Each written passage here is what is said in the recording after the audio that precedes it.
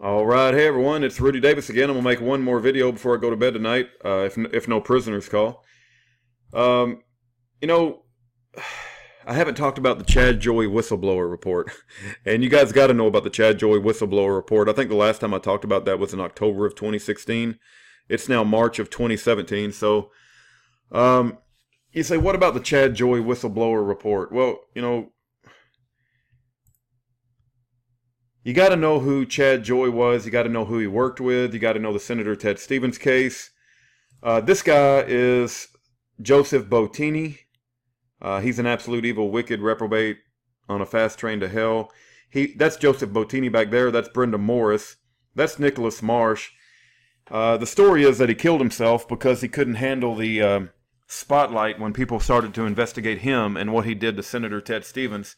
There are some people that put forth the theory that they killed Nick Marsh to make him look like a patsy for doing all the wrong stuff that happened to Senator Ted Stevens, and that it wasn't a suicide, and that he was murdered.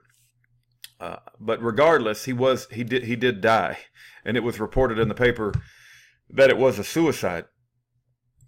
This article right here, Stevens case prosecutor kills himself. That's about Nicholas Marsh. You've got an article, the Business Insider, Law and Order, tragic story of a lawyer who killed himself after a botched prosecution. It's not a botched prosecution. They committed overtly illegal acts in order to frame an innocent man named Senator Ted Stevens, and then they turned around and did it to Schaeffer Cox. But this Joseph Bottini, he's hanging out with the guy who killed himself right there. I did a video on the Chad Joy Whistleblower Report, and I showed this picture with all the different players that are involved with Schaeffer Cox. You got this book that was written by Sidney Powell that talks about the corruption of the Polar Pen Team and what they did to Senator Ted Stevens. This book is a very, very good book. You also have a book called The Terror Factory by Trevor Aronson. And you have this article here called Casualties of Justice. And it talks about Nick Marsh. This is a guy who supposedly killed himself. Some people say he was murdered and made to look like a patsy so they could put all the blame on him for what happened to Senator Ted Stevens. If I search for the word Sunday, this is just a couple of paragraphs I want to bring to your attention. Nick got really upset when I went to talk to him, she recalled. I think this is his wife. He said he was sorry he had ever taken the Stevens case. He was sorry that he had brought all this trouble into our lives. Sorry that he had ruined our lives. I told him that his family and friends knew that he would never do anything wrong, that we all loved him, and that he should look to the future. He was really down, but seemed like he'd be over it in a day or two. After their talk, Bermudez went out to do some errands. When she returned, Marsh was asleep in their bed. When she roused him, he went back to the basement to watch more TV. The pattern repeated itself on Sunday. Marsh woke up and went downstairs to the basement at around 3 in the afternoon. Bermudez went to check on him, but he wasn't in front of the television. He had hanged himself near the washer and dryer. There was no note. Bermudez still lives in the home she shared with Marsh. In any event, it's quite a tangled web that we weave. But where's the article? This is the article I want to read into YouTube. FBI agent who botched Stevens' case, which they're talking about Bottini. They keep that. The FBI keeps the agent who botched Stevens' case and hounds out the whistleblower. I don't have a picture of Chad Joy, but he obviously worked with Nick Marsh, who committed suicide. He worked with Brenda Morris, and he worked with Joseph Bottini. He probably also had ties with Frank Russo, as well as Stephen Scrocchi and Yvonne Lamouret. All of them are none of them have been disciplined in any serious manner. They all hold their jobs, and they all used to report to some extent to Karen Loeffler, who's now been asked to leave. But if I could read you this article, because I think it's important, you got to understand that Chad Joy was a part of this den of vipers, and he came out and blew the whistle, and he said these people are doing corrupt and illegal things to frame their targets, and they're not operating by the set of rules put forth in the justice system.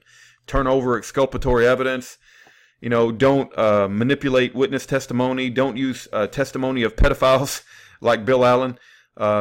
don't don't lie to the judge who's hard of hearing and then whisper the correct information later to cover your tail.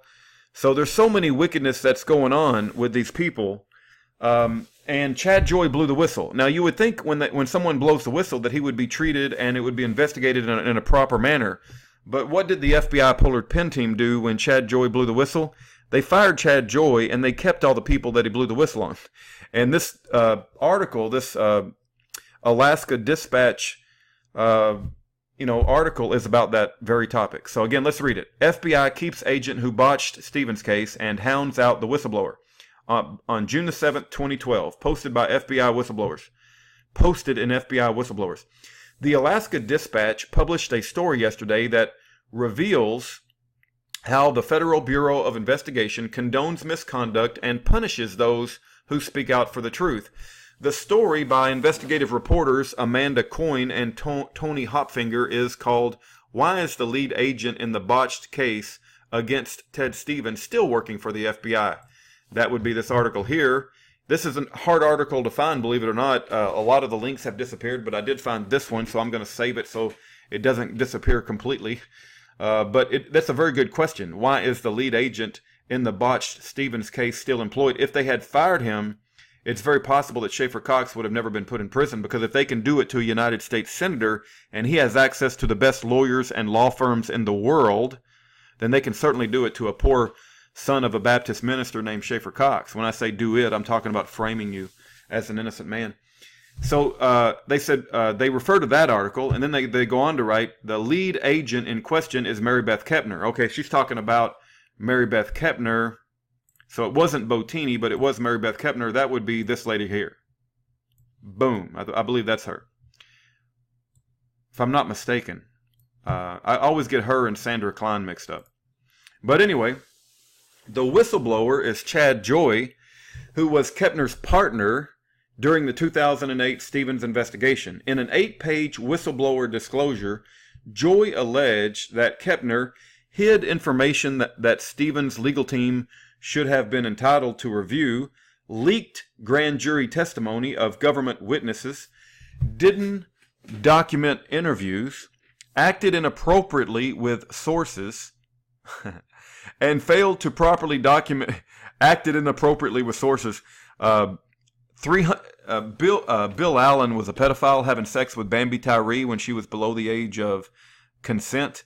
And Mary Beth Kepner was seen walking into Bill Allen's hotel room with a short skirt on.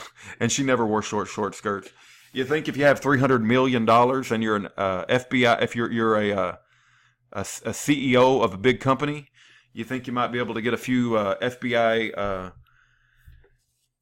special agents to walk into your hotel room with short skirts on?